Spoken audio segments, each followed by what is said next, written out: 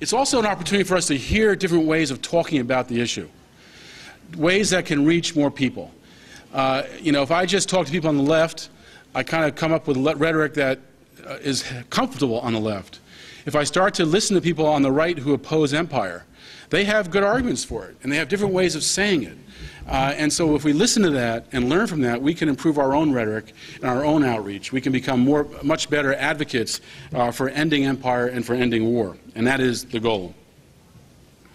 And also, I think the advantage of having a right wing is that it gives us a way to strengthen some of the people on the left wing. I mean, you look at progressive Democrats in Congress, and they almost always will, for sure, provide enough votes to fund any war that the leadership wants.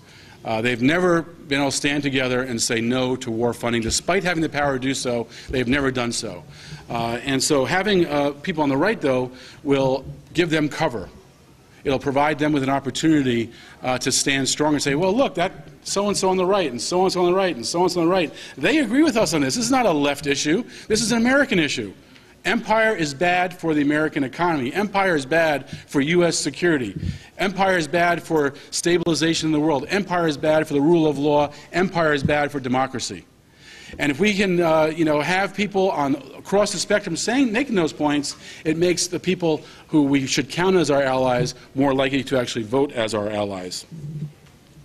We can see, already how that's working a bit. You can see that some members of Congress, like Dennis Kucinich, for example, just this couple days ago, joined with Ron Paul to call for U.S. troops to get out of Pakistan. No declaration of war, no war power resolution, and yet we have troops in Pakistan.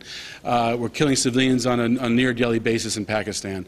And this right-left coalition in Congress starts to bring that out. Why do they do that? Why is Kucinich allied with Ron Paul, who I'm sure he disagrees with on lots of issues, as I do? Because to need credibility, we need to not just be seen as a fringe left side of the spectrum, but something that covers the full spectrum. You can see it also when Barney Frank now talking again with Ron Paul, coming together to urge cuts in the military budget. Again, credibility is enhanced when you can go across political spectrums. We are not going to be credible as just the left. We're just not going to be credible as just the left. No doubt we have to build in the left much more strength. We have to organize among left-leaning Americans. We have to get those folks on the left to stand more independent and not kowtow to the Democratic Party. We have to do all that. But that's necessary but not sufficient. It's necessary but not sufficient. We need to do what is sufficient. The goal is to win. Now we will not have the votes in Congress if we just have the Progressive Caucus. That's not going to be enough. It's the largest caucus. It's kind of feeble. It's inconsistent. But let's assume they even voted as a bloc. You could bring the Progressive Caucus together and the Black Caucus together, and you still don't have enough votes in Congress. So if the goal is to win, we need to recognize that goal is to win. Now, there are lots of problems I have with people on the right.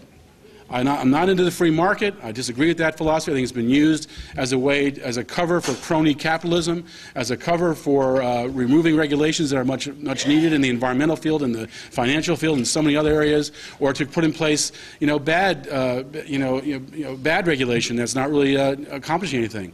On the right, I also see problems with racism.